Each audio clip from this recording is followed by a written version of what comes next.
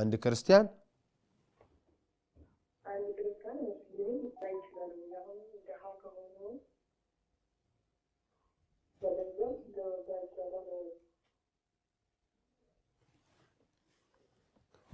ደሃው ክርስቲያኑ ነው ሙስሊሙ ነው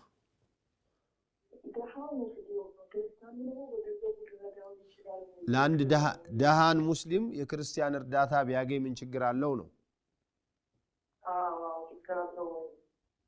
የሃይማኖት ሰበካ የሃይማኖት ተጽኖ ከላምን ከሌለው ችግር የለውም ነገር ግን ዛሬ ማርያም ነገ ሚካኤል ከዚያ ገብርኤል ይያለ ወይም ኢየሱስ የምናምን ይያለ የሚጠራ ከሆነ አላህ ይጠብቃችሁ አላህ ይጠብቀን እንጂ በዚያ ላይ መገኘት ተገቢ አይደለም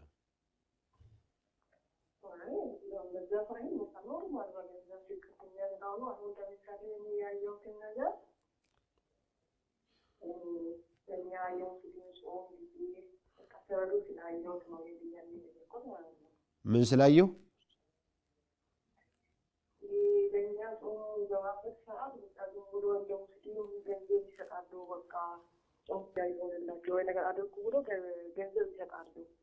ለሙስሊሞቹ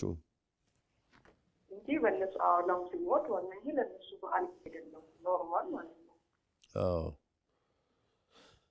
በጥንቃቄ መውሰድ ይቻላል ጥንቃቄ ይደረግ ምክንያቱም እንደዚሁ ቀስ ብለው አባብለው ይሄው ደህና ሰዎች ናቸውና ምን ተብሎ እነሱ የእምነት ነገር የሚሉትን ነገር እንደ ትክክል አርጎ ለማሳየት እንዳይጠቀሙበት ጥንቃቄ ይደረግ ለማለት ነው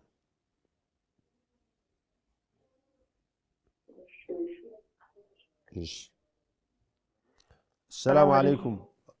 عليكم ورحمة الله وعليكم السلام ورحمة الله ايوه ባለቤቴ ሰሞኑ ረመዳን አጣቢ አሞት ነበር ሳርጀሪ ነበረው መጾማችን ነው ውስጥ ላይ የሆነ ትቦት ايوه መጾም አልቻለም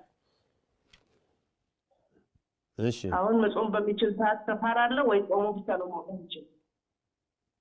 አይ ችግር የለውም ዝም ብሎ ጾሙን ብቻ ነው ማውጣት እሺ جزاكم بارك الله فيكم نعم السلام عليكم ورحمة الله وبركاته وعليكم السلام ورحمة الله وبركاته ايوه الحمد لله ሁለት ጥያቄዎች ነበሩ አንደኛው መካነ አርሽ ማለት ነው አልገባኝም ምን አልገባይ ብሎ ወካነ አርሹ على الماء አልገባይ ብሎ እኮ من الامور الغيبيه ነው እንዲህ በቀላሉ ስዕሉን የሚሳልበት አቅም እኮ የለንም ለኛ ውሃ ምን ላይ ሆኖ አርሽ ምን ላይ ሆነ ነው አላህ አየሱ አርሽ በውሃ ላይ ነበረ ብሎናል ነበረ ብለን ማለፍ ነው እንጂ ይሄ ማናቀው من الامور الغيبيه ከሩቅ ነገሮች አንዱ ነው እኮ ተቆራርጦ ነው ይሄ غيب ነገር ነው በእንዲህ ያለው ላይ ብዙ አትዳረቁ ሁለተኛው ጥያቄ ደግሞ እንትን ቁርአን ናሲኽና መንሱኽ አለው አዎ እንዴት እና سيقول السفهاء من الناس عن ምንድነው ما ولاهم عن قبلتهم التي كانوا عليها قال ይሄ سيقول እና ወደ ቤተል መቅዲስ ይሰገድ የነበረው ወደ ካዕባ ዙሩ ሲባል ما ولاهم عن قبلتهم التي كانوا عليها لا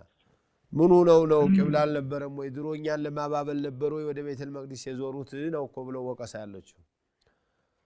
እኮ ጥያቄ ነበረው አላህ Subhanahu Wa Ta'ala መንሱኽ ቁርአን ሲያወሩት መጀመሪያ ያውቀዋል ነበር ወይ ነው እኮ ያውቀዋል ለዚህ እኮ ነው ለምን ሆነ መሰለ አንደኛ ራሱ የነስኽ ህግ መምጣት እኮ ያላህን አለማወቅ ሳይሆን የኛን ታዛዥነት ነው قل لله المشرق والمغرب كونوا اينما تولوا فثم وجه الله ይሄ ወደ ምስራቅም ዙር ስልህ መርሐባ ወደ ምዕራብም ዙር ስልህ መርሐባ ወደ ቤተል መቅዲስም ዙር ስልህ መርሐባ ማለት ታዛዥነት መገለጫ ነው እንጂ አላህ ጠፍቶት ይሄ መቼ እንደዚህ ይሆናል ብሎ ማለት አይደለም ሌላው ነስኽ ነስኽ የሚያስፈልግበት መሻር የሚያስፈልገው መጀመሪያ ላይ ለምሳሌ መጀመሪያ ላይ ኸምር ይከልከል ተብሎ መጀመሪያ ላይ ቢከለከል ገና እስላም እንደተጀመረ ሰው አይተውም እስልምናን በደንብ ከተረዳ በኋላ የአላህን ትእዛዝ ማክበር ከጀመረ